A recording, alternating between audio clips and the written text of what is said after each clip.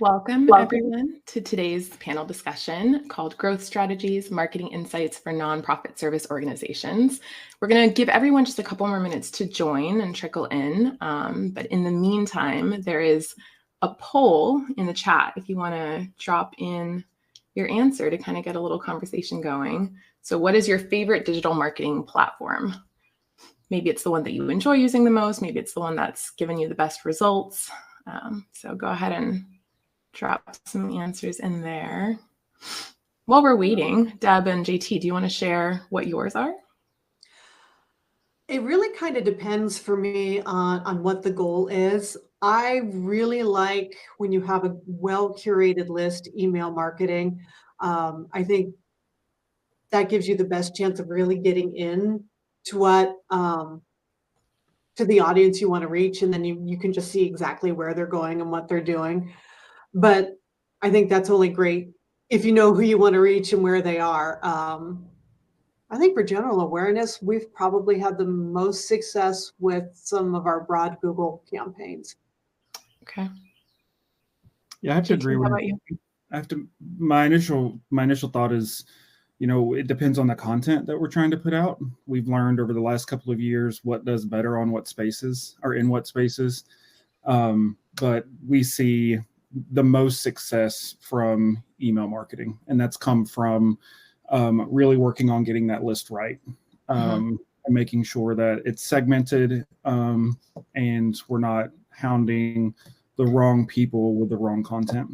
Yep, for sure. And nonprofits have some of the highest email marketing open rates and click-through rates. And I think, compared to like retail companies and stuff like that, there's something to the idea that your audiences really care about your mission and they're invested in a way that like, I'm not necessarily invested in DoorDash or Fabletics or whatever. And so it's cool to hear from nonprofits, talking about the success they have with email marketing because those audiences are wanting to hear from them and waiting to hear from them. So yeah.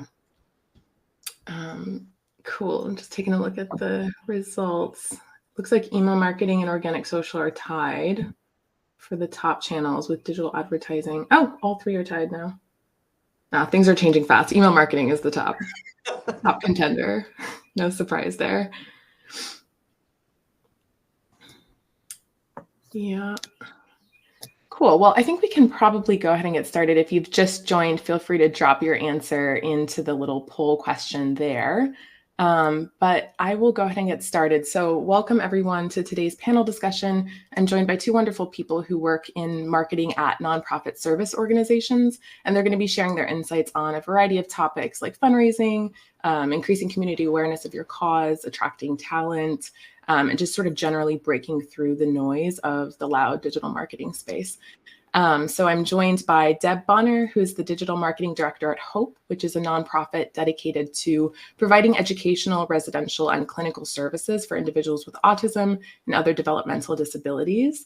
And also John Thomas, who goes by JT. He's the Director of Advancement at Grace Marketplace, which is actually a Gainesville nonprofit, Gainesville-based, which is where Feathr is as well. So Grace Marketplace is a comprehensive homeless services center with the mission to end homelessness. So welcome both of you. Thank you so much for joining us. Just to kind of start off, I'd love for each of you to kind of share a little bit more about your roles and the missions of your organizations. So Deb, we'll start with you. Okay, so HOPE is headquartered in Springfield, Illinois. We started 67 years ago as a school for the blind. The gentleman who founded us had a daughter with multiple challenges. And in that era, they just wanted to institutionalize those types of individuals. And he was like, no, I want something better for my child. And that's kind of where we've started. And for the bulk of our 67 years, we really were focused on our learning academies and our residential program. We're really well known in Central Illinois for that.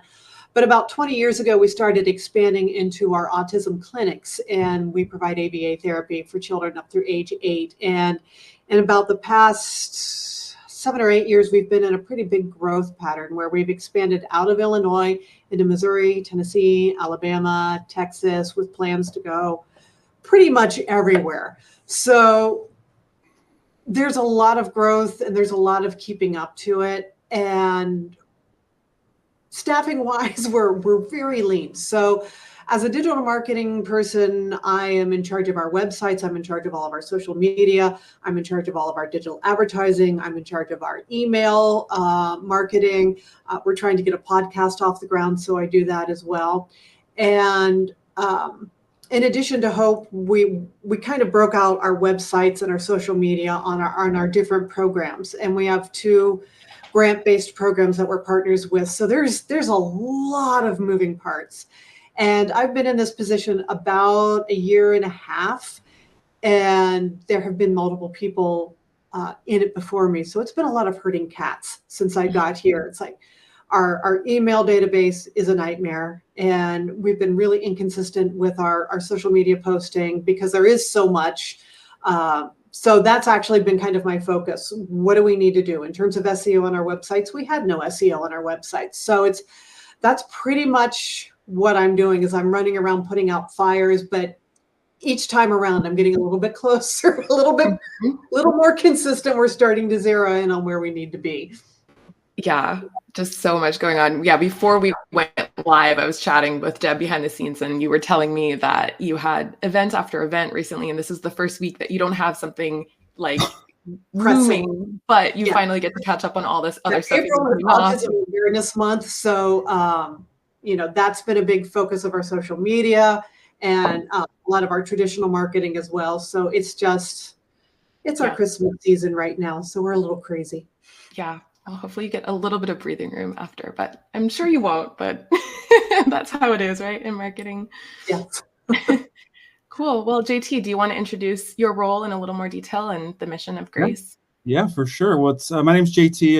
It's a real honor to be here with you all today and hopefully share some things that I've, learned along the way, both as a one-person shop and having a team of people to help, deliver our mission from a development, fundraising, communication standpoint. The way to sum up Grace simply is we are focused on getting people experiencing homelessness off the street and back into housing as quickly as possible. When our organization opened in 2014, there were around 1,300 people living on the street in Alachua County. And in the last 10 years, we've seen that number almost reduced by half. Since Grace has opened its doors. And really, that's contributed to us just turning the homeless services model on its head. It was really clear 15, 20 years ago, there weren't a lot of effective homeless services programs in our community. And so we took a look at that and said, how can we fix this? How can we fix this problem and create programs that serve the needs of the people who are accessing them? So every day when we come to work, it's our mission to figure all those things out and get people what they need and provide the resources that they need to get off the street and back into a home of their own. One of the unique things about Grace, I'll say, is we're low barrier. So that means that there's no prerequisites to receiving services. You don't have to have an ID. You don't have to have documents. You don't have to pass a background check to come get food in the cafe for breakfast, lunch, or dinner. So that really that alone kind of broadens the scope of our services and allows it to be accessible for everyone. And then from there, we just work on getting people housed. So we're pet and animal friendly. We're a one-stop center. So while we focus on the housing piece of our work, we've got around 20 partner agencies that come to our campus in Gainesville and provide other social service work, getting documents, mental health, clinic services, pharmacy, and a whole lot more that I can't remember off the top of my head, but all designed around what we found out people needed along the way. I've been in the nonprofit field. I feel like every time I say this now, I'm starting to date myself. I'm becoming the older person in the room, but I've been in the work for 15 years. Previous to working at Grace, I was at the local domestic violence center, Peaceful Paths. Did some work in direct service and children's program there, and then realized that direct service just wasn't for me, and had the opportunity to jump over to the development office.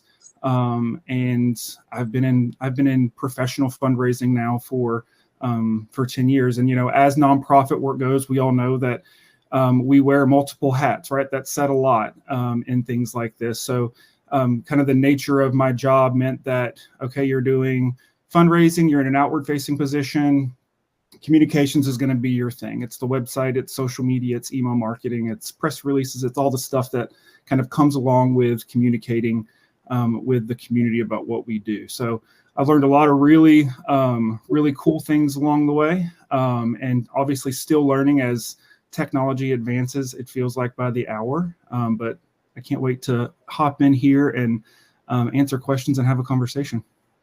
Awesome. Yeah, thanks for all that. And yeah, Grace is a wonderful, wonderful nonprofit. I've been there, so I've seen sort of like the way the community looks and feels, and it just feels like a very compassionate place, and it's run very well. And yeah, just really well integrated with the Gainesville community, like we were talking about a few minutes ago.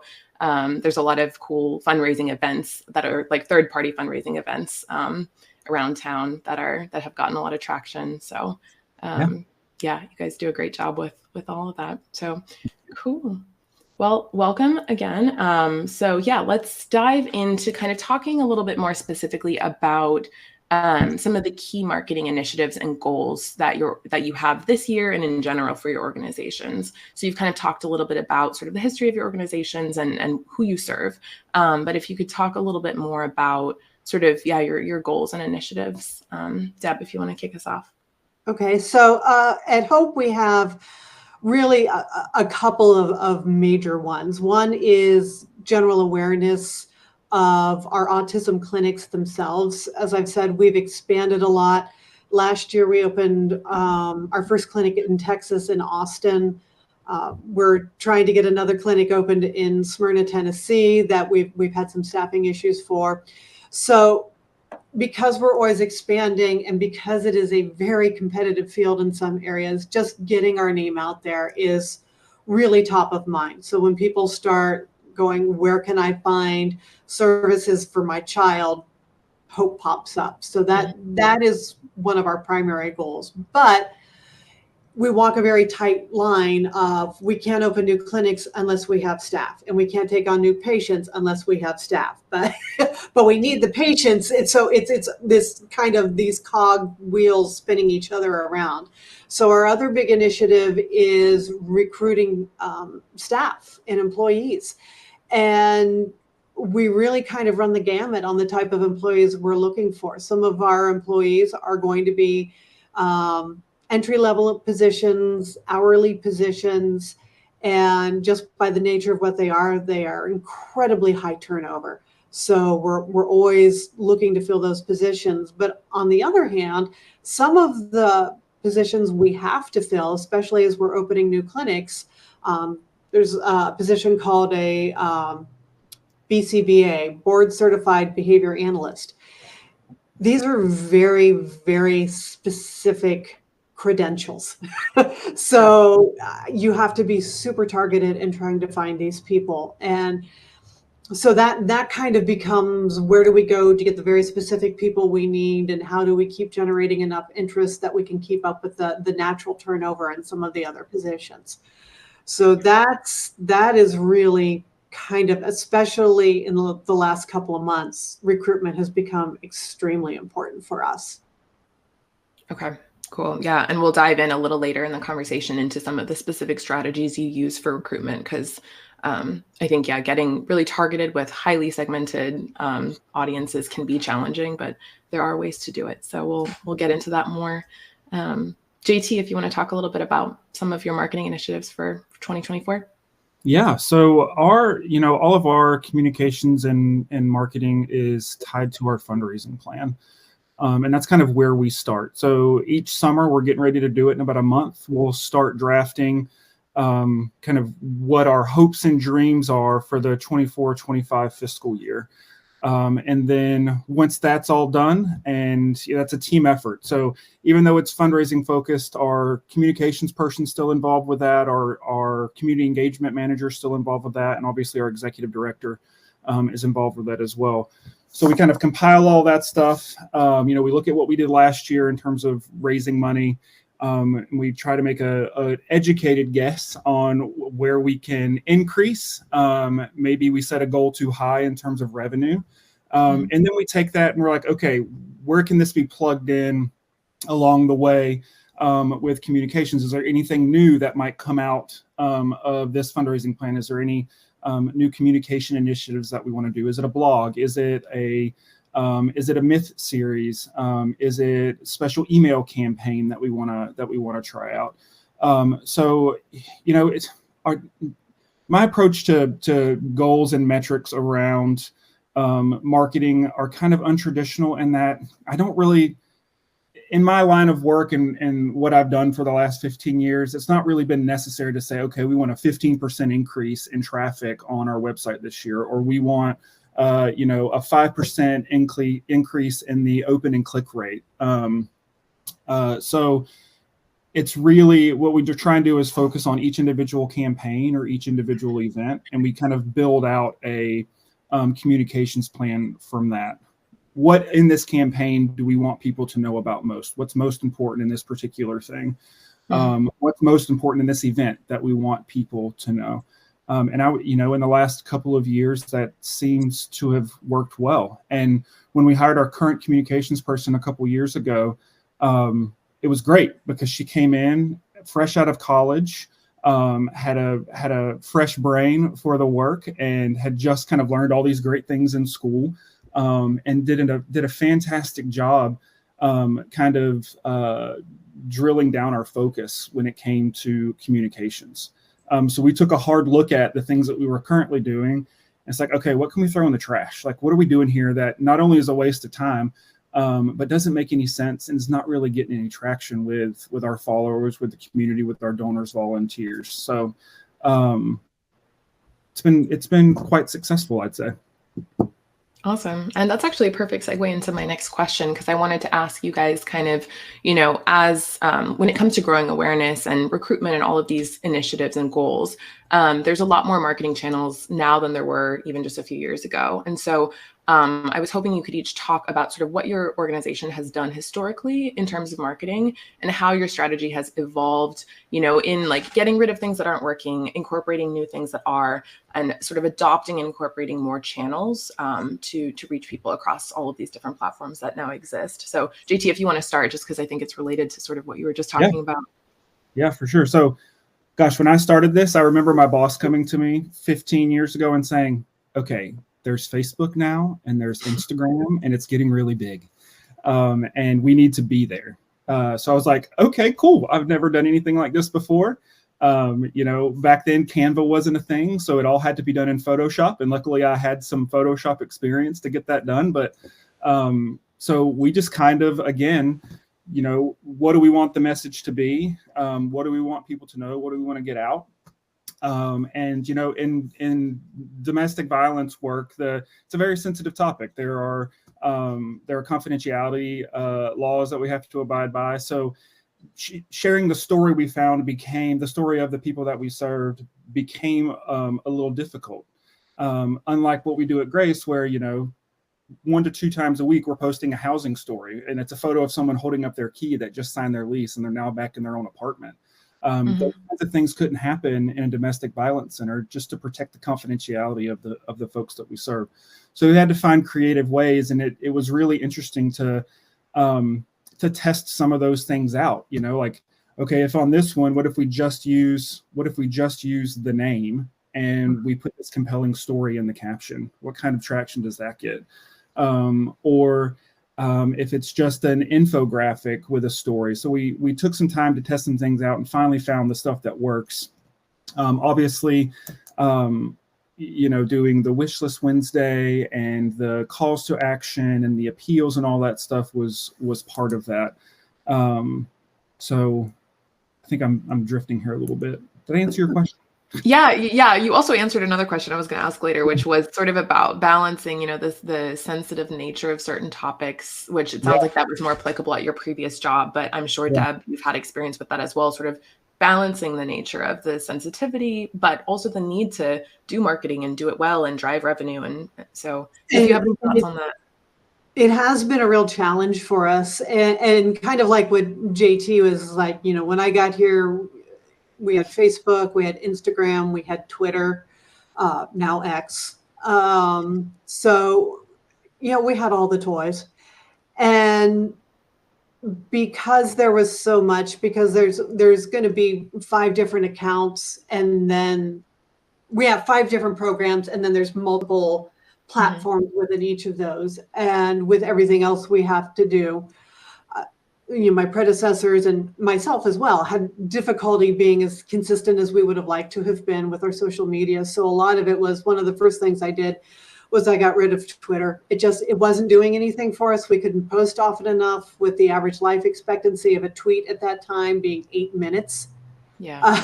It was just one thing that we just weren't seeing anything out of. So we got rid of that. And we focused a lot more on Instagram and on Facebook, and we've added LinkedIn now as well. And the challenge there becomes, all right, we've got this, but what do you want me to do with it? Because on each platform, and we do have YouTube channels as well. Each platform has its strengths and has its weaknesses, and each platform has its preferred type of content. And I'm not an expert in autism. I'm not an expert in ABA therapy. I'm not an expert in a lot of these things. So we rely a lot on our staff. I have been trying desperately to get blogs going on some of our websites, and I have to rely on staff, and they're so busy that I can't get it. So we've actually been utilizing AI a lot just to get things started. And I have found I use AI a lot for my social media posts, especially with April being Autism Awareness Month. I wanted to make sure we were doing this big blitz, but we all know that AI writes really cruddy social media posts, and they really like that rocket emoji for some reason. But it's a lot of it was learning how to get prompts. For example, with AI, I never ask it to write me a social media post anymore because it's going to be terrible, and I'm going to have to rewrite it. But I may say, give me a bullet point list of things that, if you had a child who was just diagnosed with autism and you're a mom, and what would be important to you? What would you want to learn about? As a behavior analyst, what are 10 things that you want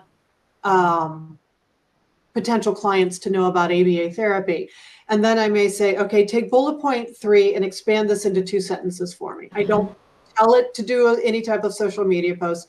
And I found that works a lot better, and it saves me a tremendous amount of time. So I can be a lot more consistent. But one of our focuses now has been, we need to be purposeful, because we've been throwing spaghetti against the wall for a long time, seeing what sticks. And messaging was getting lost. We're doing this over here, we're doing that over there. So it's like, all right, we wanted TikTok, because that was, and with everything that's going on, in Washington right now with TikTok, this may not be the ideal time to join on that platform. But all right, how are we going to get this stuff produced? So that's probably been some of the biggest things that we struggle with, is if you want to be on these platforms, how are we going to reach them in the way that's going to work? And that's really what I've been trying to dig down deep into. Facebook is pretty easy. Facebook will do anything. You got a link, great, slap it up there. But on Instagram, well, now I've got to send you to a link in my bio. And on LinkedIn, now we're talking to professionals. So the messaging is going to be completely different. So that's really where I'm trying to get, and I'm dragging them along with me, my organization, to understand that you just can't throw anything up there, that we need to be planning a lot further in advance. One of our struggles with our Giving Tuesday campaign last year was I could not get our CEO to tell me what we were raising money for. I mean, because they all needed to sit down and decide. And it's like 2 weeks out, they finally told me. So that has really been the struggle, is like, there's a purpose to this, and how are we going to close these circles between what we're putting on our website, what we're talking about on our social media, what we're doing in our email, what we're doing in our digital ads, what we're doing in our traditional marketing, and how are we making all this stuff come full circle and staying consistent? Yeah. I think it's cool that you guys are using AI. Or do you use ChatGPT specifically? Yes. Or yeah. Yeah. It's super helpful. Yeah, It it's is. super helpful for just prompting like an initial outline or like some bullet points or something. It's a huge time saver. We actually recently ran our annual State of Nonprofit Marketing survey to a few hundred nonprofits, and we're about to release the report based on the results. But one of the findings was that very few nonprofits are utilizing AI, and there's a lot of room there for adopting that. And I think it's one of those things where nonprofits are so strapped for resources and time, and they would benefit maybe more than anyone from, using a tool that can kind of generate content for you to at least have a starting point, Yeah. then you can build off of that, add your voice, add your brand, add the compassion, the human element. But it really is a time saver. I use it sometimes to generate content as well. And so, yeah. You just have to be really careful with AI. That would be probably the thing that I want people to know most. Yes, it is a great time saver, but it's not a copy and paste. No. Because AI gets things wrong, painfully wrong sometimes. Yeah. So we don't post anything that's not a general knowledge kind of thing. But like with blogs, I may have like one of our site directors say, all right, write a blog about this topic, and we'll plug in some information. And then I send it to them for proofing and fact checking, and then we'll run it through a few other things to make sure it sounds right. But it does save a tremendous amount of time. Yeah, for sure. So, the way we use kind of different platforms has evolved, and it's not been organic. We've been very strategic, like Deb is saying, like what's our purpose with each of these platforms, and how are we going to use them?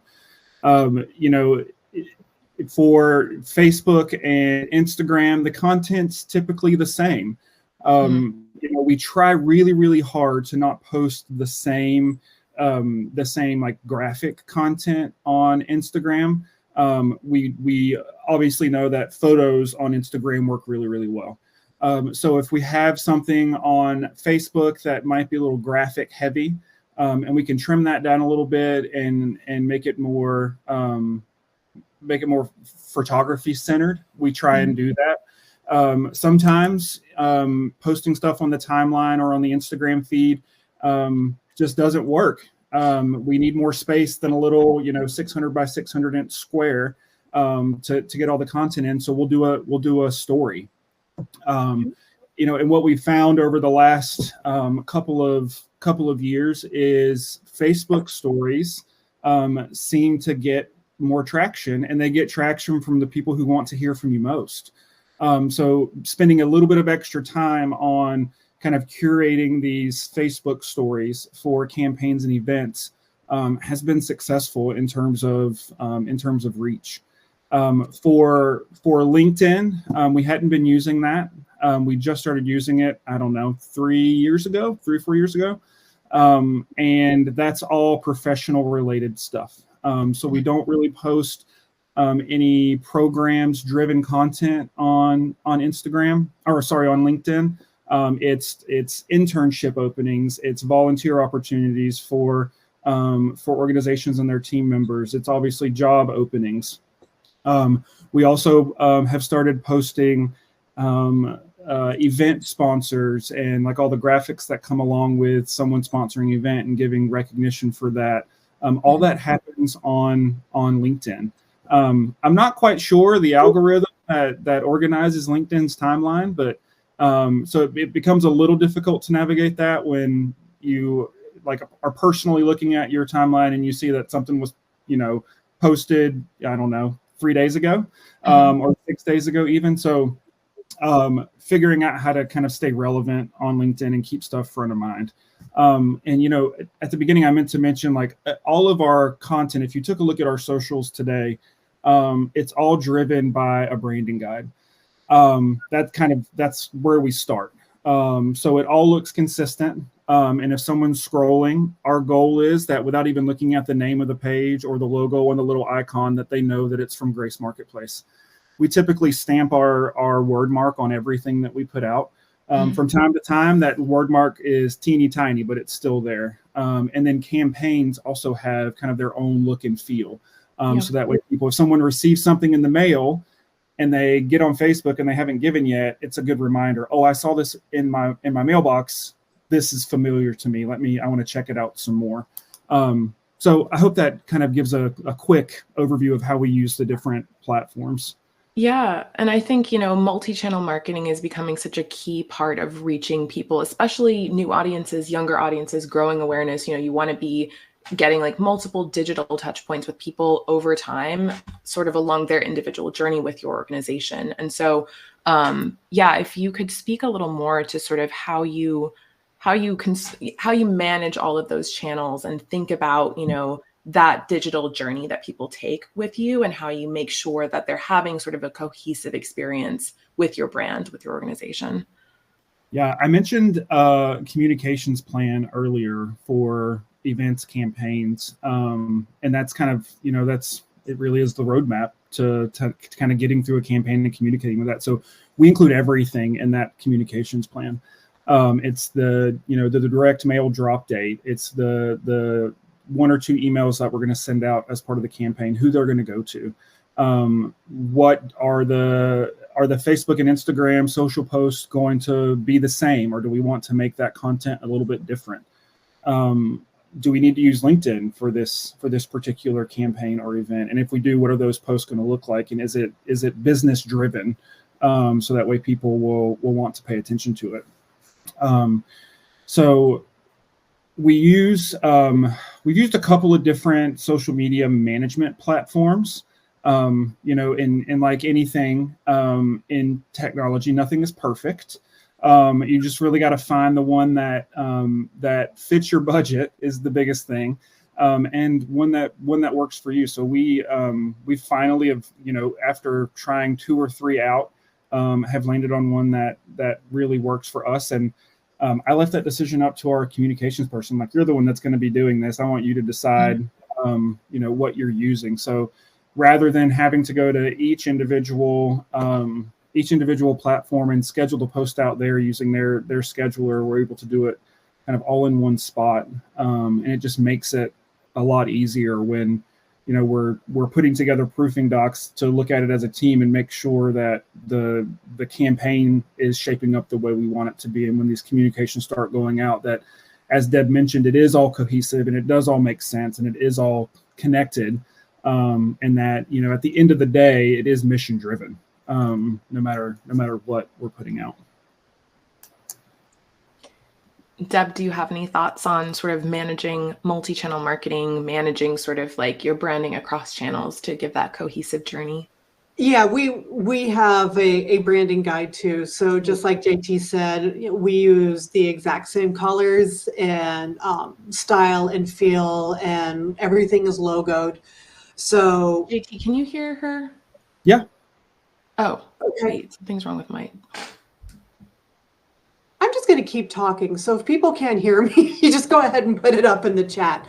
But yeah, we do try to keep everything very specific. And we kind of break things down because we have like our general messaging, and that's going to go across all of our platforms. And we don't use stories as much as we used to because we weren't getting a whole lot of traction with stories.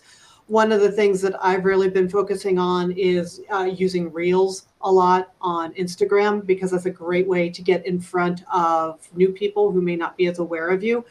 And I do use a lot of hashtags with that just to try and tap into those audiences that I know are already following things. And when you work in autism or any kind of medical or mental health field, you are very much stuck in terminology that you can use in your digital ads because you're not allowed to target autism, for example, or autism spectrum disorder, ASD, or any of that. So being able to use those hashtags in our organic posting is a really important way for us to get in front of those audiences.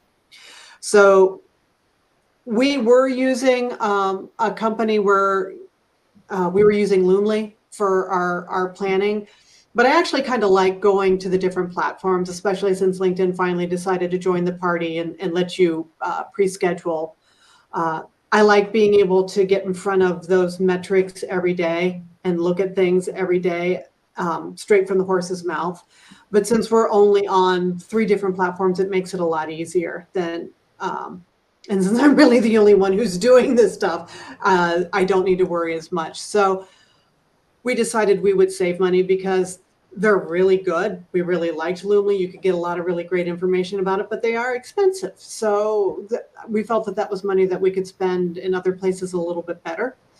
So I do that. And then I have my marketing calendar, what's coming up, April's Autism Awareness Month. In October, we're going to have Disability Employment Awareness Month, I think it is. So what are these things that we need to be sure? And, we've got events coming up. So we'll have event pages that are very, very uniquely branded for that event. So lots of notes and lots of calendars, I guess, is the short answer. Yep. So there's a question in the chat. Do you want me to, how are we doing these questions? Yeah, I was actually just going to say we can maybe pivot to a couple of those and then get back to the ones I have here. Is there one in particular, JT, that stood out to you? Yeah, Sanderson in, but there were some other questions if you scroll up a little bit about hashtags, and the use of hashtags, and then the other one that I'm seeing, I might be missing a couple, but is about, how did we get so lucky to migrate away from being kind of metrics driven in terms of communications plans and growth and things like that? And that was specifically to me. So however you want to proceed, it's good with us. If you want to go ahead and answer that one. Yeah. So, decisions like that kind of, they kind of start at the top, right? And we're very fortunate at Grace, and even when I was at Peaceful Paths, to have a CEO, have an executive director that really believed in only doing things that work. There's no sense in spending time on things that are a waste of time. As we wear different hats throughout the week, there's obviously more important things that we could be doing other than things that aren't working. So, my boss kind of lets me run the show. He's involved, and he certainly has a say in influence and input in communications and what is donor facing and what goes out and what people see ultimately. But really, kind of what I decided is, when our communications person first got here, I was like, to myself, I was like, this is a great opportunity to maybe focus on some metrics, see how we can grow these things. We did it for a year, and we set the metrics, and it didn't really benefit us to do that. So instead, as a team, we decided that it would be much more beneficial for us to create communications plans for each event and focus on the content that we want to go out, rather than focus on the whole fiscal year and then get to the end of the year and realize that these metrics really did nothing for us. So that's really how we got to where we are. And then we do look at the numbers. We do pay attention to open rates. We do pay attention to click rates, and we really use it to inform how we might shift and adjust, not only at the end of the year or at the beginning of another campaign, but we look at it throughout the year. So, we're the Amazing Give is tomorrow in Gainesville, and it's our local 12-hour give day. So we took a look at campaigns over the last couple of months, and we're like, okay, what didn't work here, and what can we kind of adjust to see if we can kind of fix this for the Amazing Give. The follow-up question Charlotte had was, how do you measure success? Success is really measured by the revenue that we bring in from any particular campaign. If we hit our revenue goal, if we exceed our revenue goal, we consider that campaign a success. The communications piece of what we do for our organization specifically really is just it's a tool in our kind of development tool chest to help get the message out. We don't focus a lot on the metrics. It's just never really worked for me, and I've never really done it like that. Got it. I hope that answers your question, Charlotte. If there's something I could tag on to that, we look at metrics too, just to make sure they're headed in the right way. We always want to see some growth, but our grant writer one time came in and she's like, can you give me some numbers on how many people saw our posts? And I'm like, well, I can make this look any way you want it, depending on how we set it up. If we look at the past 30 days, if we look at the last year. So I think sometimes people get really hung up on those numbers, and really they can tell any story you want them to tell. So I don't always think that they are as drop dead as important as people think. And I worked in broadcast radio for 20 years before I landed here, and people used to live and die by Arbitron books. But they're numbers, and you can put all sorts of different spin on them. So I think it's just really important to see, are you getting the results? Are you getting people hired? Are you getting the donations? Are you getting the volunteers? Are you meeting that criteria? And there can be a lot of things that go into that. And, you know, maybe they opened your email, but then maybe they saw your ad someplace else. So it can be really hard to know exactly what metric was really the most important for you. Yeah. And, you know, looking at just talking about email campaigns specifically, our email open rate is, I think, really, really good. It hovers between 40 and 50%, depending on what we're sending out. So when we have one that drops below 40%, me and my communications person are like, oh my gosh, what did we do wrong? Or we have a lot of unsubscribes on a campaign. We're like, holy cow, what did we do wrong?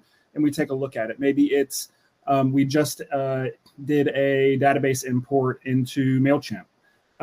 Maybe it's the subject line was too spammy and people didn't open it. So we look at it for those reasons. As Deb's saying, we want to make sure that what we're doing is actually reaching people, because if people aren't opening it and people are unsubscribing, we're slowly losing our audience. And we just have to make sure that the things that are landing in people's inboxes, the things that are ending up on people's timelines, are the content that they want to see. And most of the time we get it right. Every once in a while we'll have, you know, a campaign that or a specific piece of a campaign that tanks.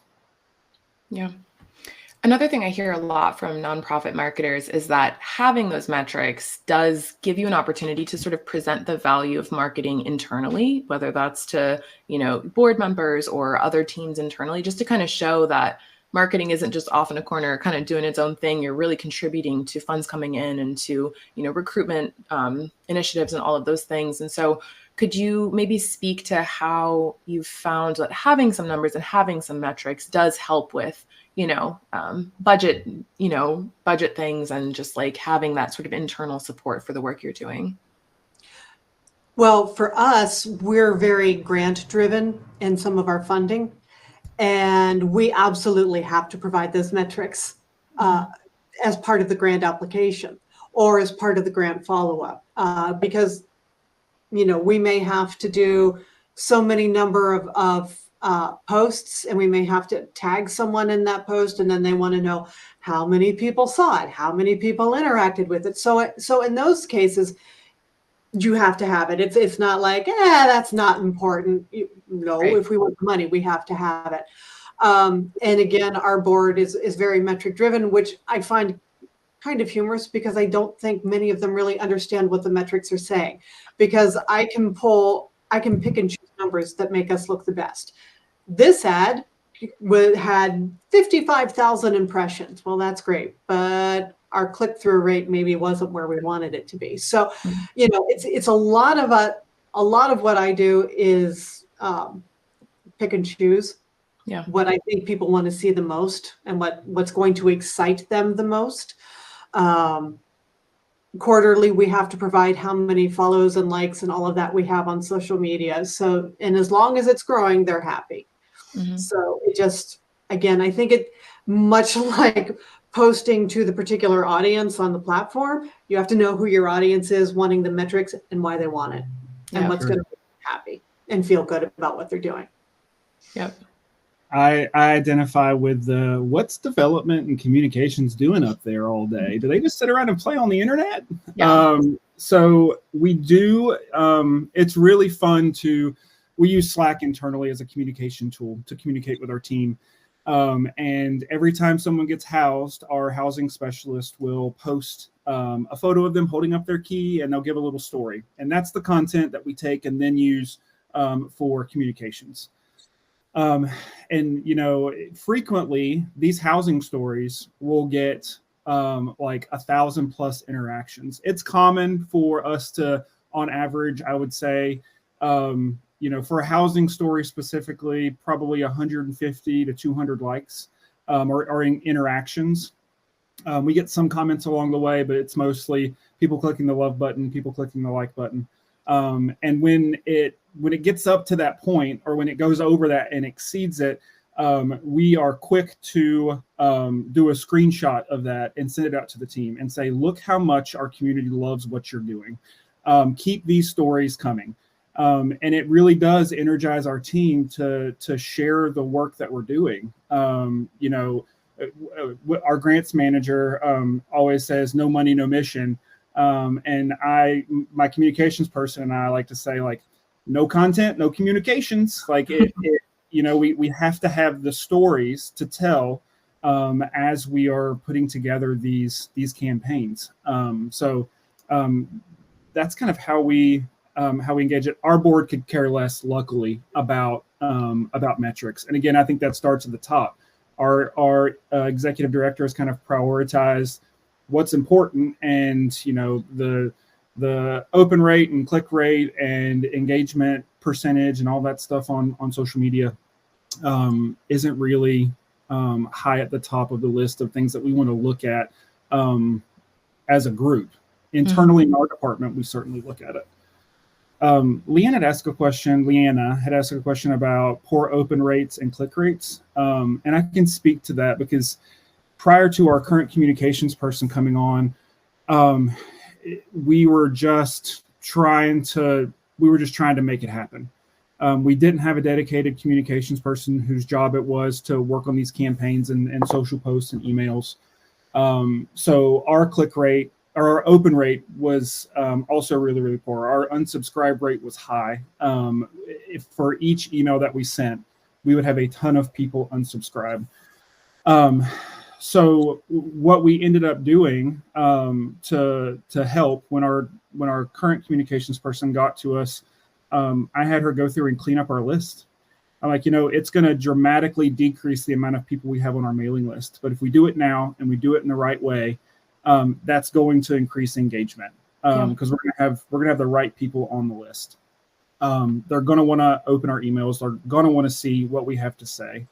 And then from there, let's not get so upset when someone unsubscribes. If they unsubscribe, either they have another email address on the list and that's the one that they want these communications going to, or maybe they were once interested in our mission and for whatever reason aren't anymore. But let's bless and release them. Let's not focus so much and get so, you know, our feelings hurt over the unsubscribe rate, but rather the engagement numbers that we see from people who are actually opening the emails. So, you know, subject lines are something that I still haven't figured out. Maybe Deb can talk a little bit about subject lines, but for us, our newsletter, the subject line is always the same. We just change the month, so that way it's familiar.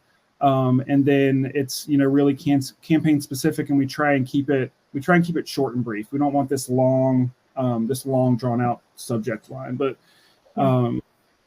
that's specific about open rates. We don't really pay attention that much to click rates, but that's kind of how we got ours to where it is today. We were just really intentional with who's on the list and how we're adding people to that list. So if it's someone that's come to an event, and that's the only engagement we've had from them from a donor perspective, we're not adding them to the list.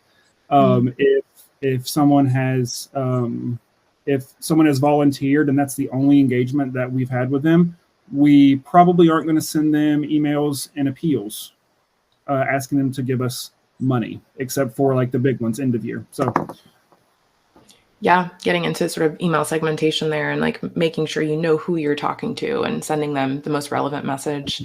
Deb, do you want to add anything about sort of best practices you found with email marketing? Yeah, our email list is a bit of a rat's nest because so many people have wandered through this office, and everybody had their own way. So we struggle a lot with some of our email marketing, and that if I go and I look at my list, I don't even have complete information.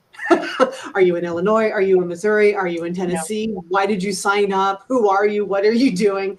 So I've kind of made it my mission to go through, and I picked one. We literally in MailChimp had like 49 different audiences, because people would import an audience, use it twice, and forget about it. And it was just like, oh my God, this is just such a nightmare.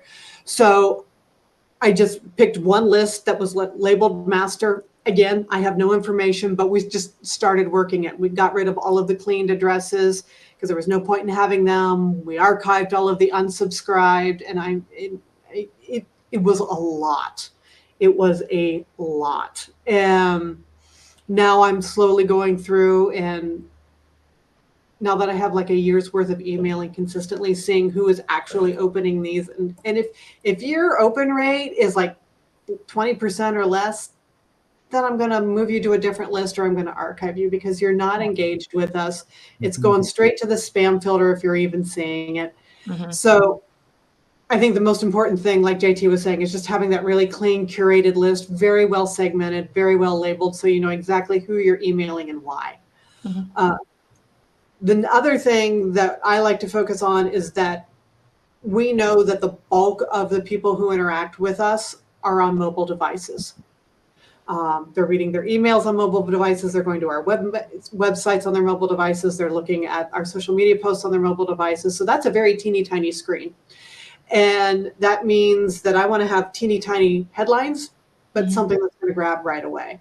And it is hard to try and determine, is this going to read a spam? You know, it's a lot of experimentation. Doing some A/B testing can be really helpful sometimes if you want to try one thing or another and see which one works better.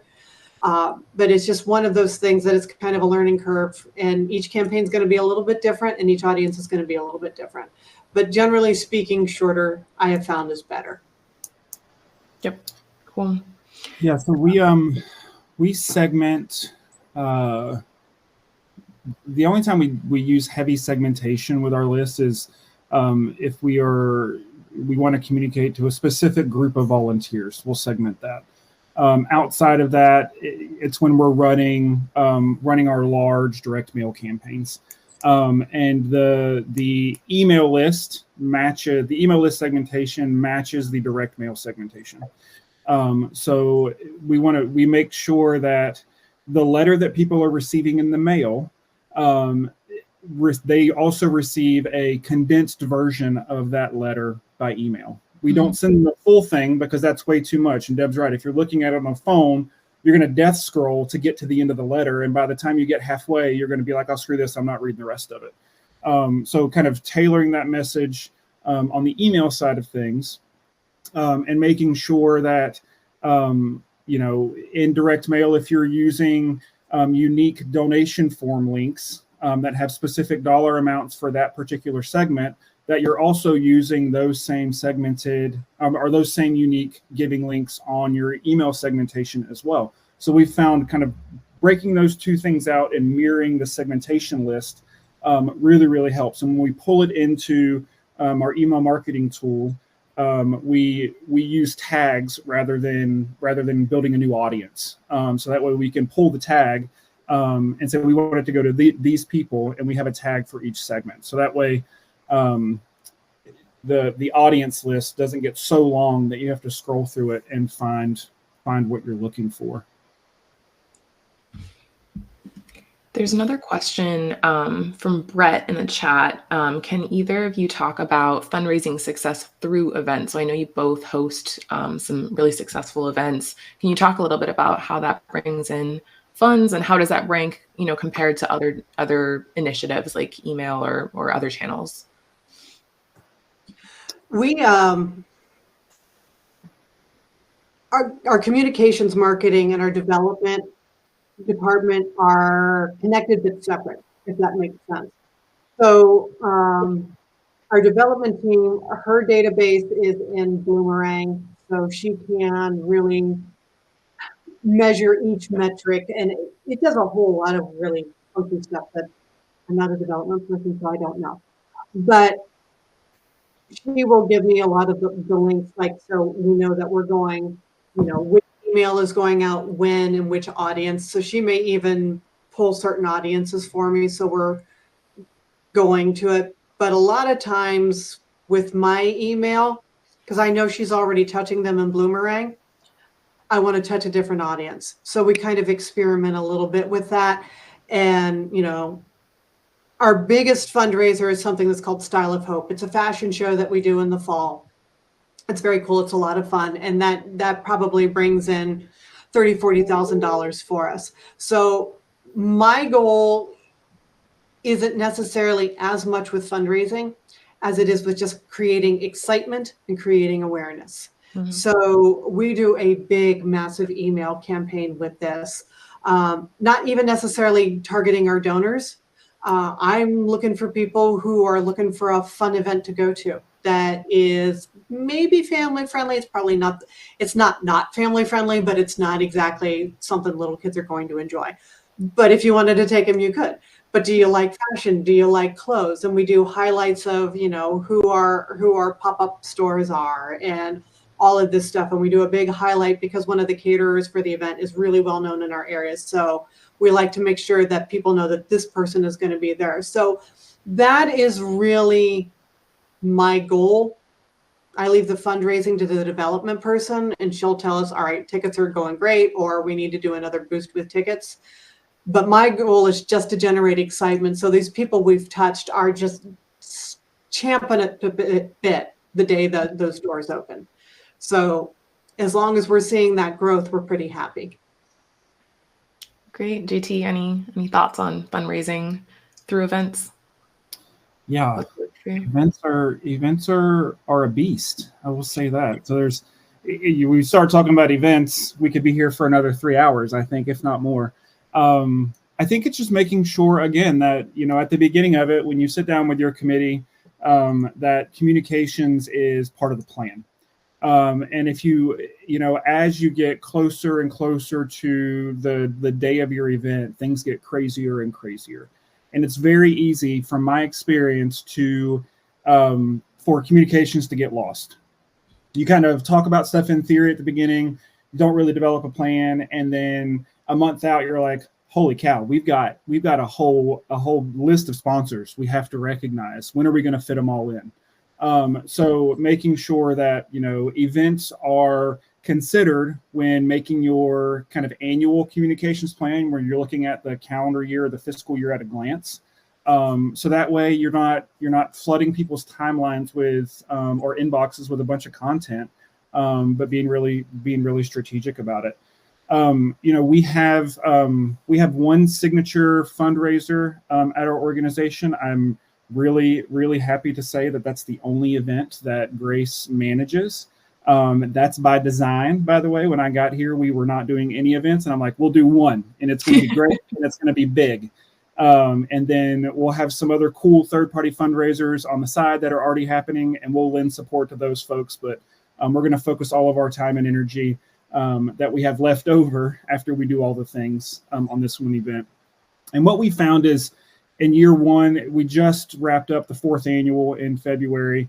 The bulk of the work in communications and filling seats really happened in year 1 and year 2. We had to be really kind of strategic about who we were communicating to, who do we want in the room.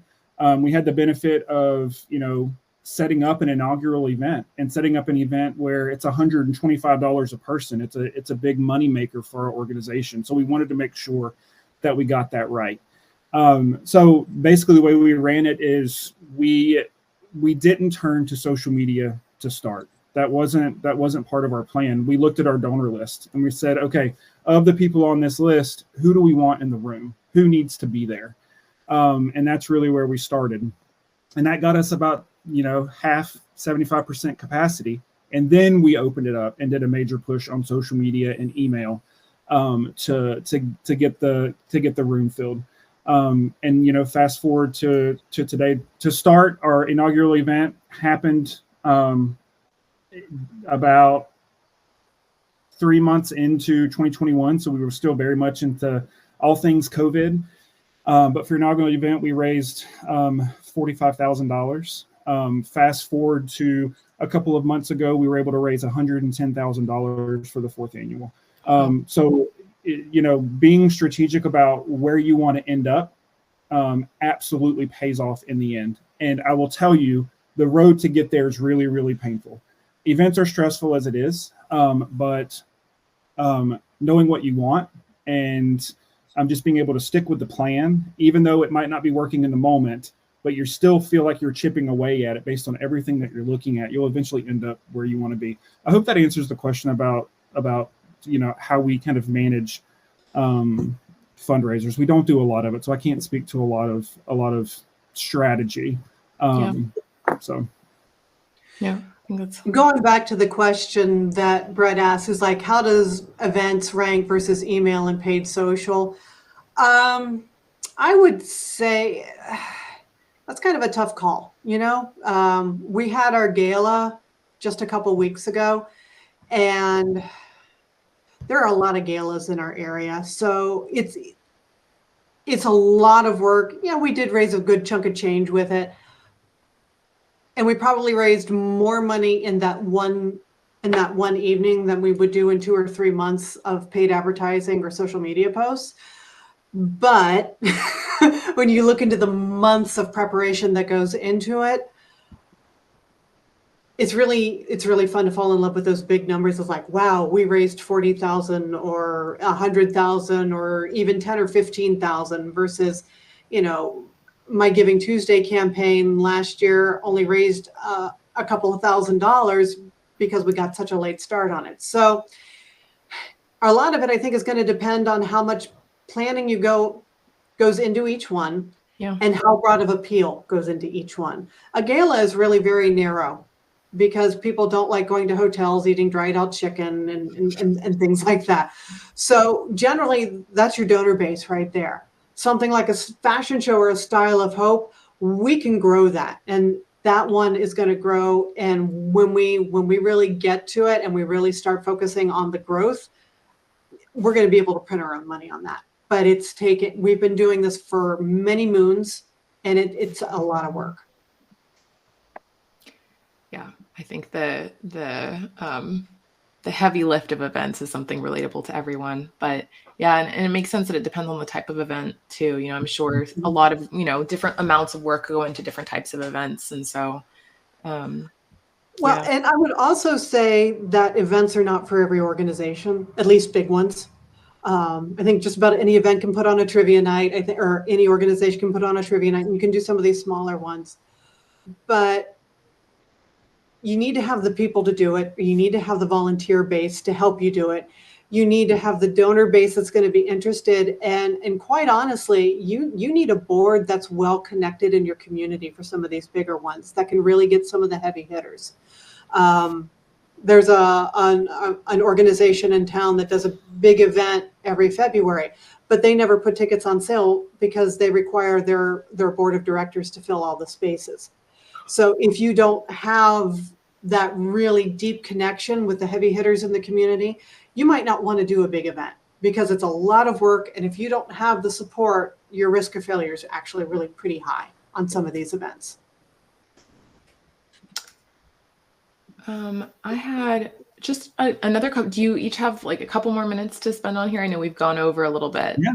Okay. Yeah, I wanted to ask just a little bit about the recruitment side of things. So starting with you, Deb, I know one of your goals is to recruit these highly specialized therapists and staff members, right, to your clinics. And obviously you're growing, you're already in several states. And so I'm curious, like, what marketing tactics have you found work in terms of attracting those specialized people, kind of finding them where they are and bringing them in? Well, a lot of what we're doing is, again, we're getting purposeful and we're trying to get away from that spaghetti against the wall theory. It's like, we need to hire this person, throw out a Google ad. So we're working actually now more directly with Indeed and Job Target, so that when we do some digital advertising, I love doing the broad appeal, hey, Hope's hiring, because, maybe we're going to get, a broad net is going to catch something eventually. But for some of these more urgent ones, we just have to be really targeted. We've actually purchased some lists for very targeted email marketing. We've bought some industry lists for BCBAs. I bought a list of job coaches and placement coaches with colleges that offer degree programs in the areas that we are looking. So we can say, hey, you've got kids that are looking for their first opportunity. Well, hello, we're here. So we can get there. Now, again, for like our direct service personnel, these are hourly wage entry-level positions that have a high turnover just naturally. Anybody who works in this field will say, yeah, we got a high turnover in that. We've found a lot of success with just basic advertising on Meta, advertising on Google, because that's where those people are. Yeah. But we have not had any success with LinkedIn. LinkedIn is very expensive. And just to put an ad out, we tried with our board certified behavior analyst. Out of all of the responses we got, every single one was a data analyst. Even though we had kick out questions, every single one, people weren't reading. They just saw the word analyst, bing, easy apply. So we are potentially looking at a program that LinkedIn offers where it's a recruitment, but that's more through HR and less through digital. But for the cost, I thought LinkedIn was just a total waste of time. Interesting. Yeah.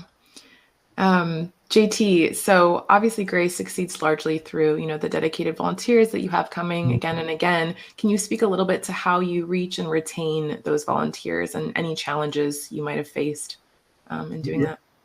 Yeah. So, I guess I'll kind of start with the challenges. We were at the beginning kind of casting a wide net with volunteers. And, the University of Florida is here in Gainesville. And each college student has to complete a certain number of volunteer hours. And what we found is there was, because of the connection to UF, we found that there were a lot of students that were coming out, didn't really care about the mission, and were volunteering to check the box on those volunteer hours. And while that's great, and it obviously helps out our organization and kind of moving things around and getting what we need, it's not really what we want when you think about kind of a lasting impact, not only for the people that are coming out, but also for our organization. Each time we get someone new, that's time that we have to spend on kind of training them and, for lack of a better term, holding their hand along the way. So we decided to get really intentional with how we do recruitment. We don't do a lot of recruitment on social for volunteering anymore. We finally gotten to a place where our community engagement manager has a list of people that he can call on when he needs. And all of that came from being very strategic a couple of years ago about how we recruit. Now, UF it's great having UF in our community because we have access to their student life center, and they have access to all their students. So if there's ever a time where, we need a ton of volunteers at once, we can turn to them and say, hey, we have this opportunity. Can you help us fill the slots? That also meant that we had to get a little bit more intentional with the opportunities that we were offering. We were letting people come out and kind of do whatever they wanted. And that just created a ton of work for us. So we narrowed the volunteer opportunities that we had. And when we have orientation, we do offer orientation every 2 weeks. We have orientation. Our community engagement manager gets to learn a little bit about people's interests and what they want to do. Some people come in with a very specific idea about how they want to help and what they want to do, and we're able to plug those folks into the things that match up best. But then for the other folks, we're just able to plug them in where we think they might have strengths. And what we have today is a volunteer program that's really run based on word of mouth. which is it's a really, really cool place to kind of be in, knowing that the community loves our organization so much that they're talking about volunteering at our organization with other folks. Anytime we have like specific volunteer opportunities about events, or like specific volunteer opportunities on our campus here in Gainesville, we include kind of a link to that in an email. If we're sending out a newsletter, we don't send out a specific email just for volunteer opportunities, but if we're planning on sending something out and we have something coming up, we kind of include that in the email. It just makes for easy content, especially in the months where you don't have a lot to say, but you still want to send it. So that's really how we manage that. And then from staffing, most of the jobs at Grace don't require a lot of experience. So it's mostly folks that are really, really interested in social change, really interested in working with the population that we serve. And again, that kind of happens by word of mouth. Grace has been around for 10 years. Doesn't seem like a long time in comparison to Deb's organization. It's really cool that y'all been around for that long. But where we're at today is a place where a lot of our team kind of refers people. And we utilize our HR software to kind of recruit folks, just because, again, most of the jobs that we are posting they don't require a lot of experience. So they're not that specialized that we would have to kind of advertise and target specific audiences for them. And then, we also communicate job openings, internship openings. We have specific email lists for kind of each of those categories of thing. And anytime there's an opening, we send an email out. That's very basic. We don't send it through MailChimp. We send it out, through Gmail to those lists to try and recruit. But we don't do a lot in the way of social media marketing for job openings, or even volunteering, even though we used to kind of get us to the point we're at now. And that's just what works for us. Yeah, Deb, do you have any thoughts on sort of recruiting volunteers? I don't know sort of what types of volunteer opportunities you guys have. We don't have as many volunteer opportunities, and it's a little bit harder because if you're going to work like around our school, because we have minors, we have children, you have to go through background checks, and it can be a little intense to be in this area just because of the population that we work with. Some people think that they understand it, and then they see the reality of some of this, because some of the individuals in our residential program are pretty profoundly impacted by their challenges. And just about everybody, the first few times you're there, is like, "Ooh, wow, that's intense." And so we don't do a whole lot. Now we do some volunteer opportunities around our events, and a lot of that we rely on our sponsors. A lot of them have like volunteer days for their organizations. There's a couple of businesses in Springfield where we're headquartered, where they'll do, it's kind of like the United Way Days of Service, where they come out, they'll say, "Hey, we want to do this," and we'll find work for them to do. But that's kind of where we struggle right now, is trying to figure out how to put in a robust volunteer program, because there is a lot of hoops you'd have to jump through to volunteer in most places here. So we just kind of rely on our sponsors right now. Okay, that makes sense. Well, I won't keep you two any longer. I know you're very busy, so I'll let you get your days back. But thank you guys both so much for joining. This has been super insightful. And thanks to everyone in the audience for tuning in and for sticking around for an extra 15 minutes. Yeah, thank you guys.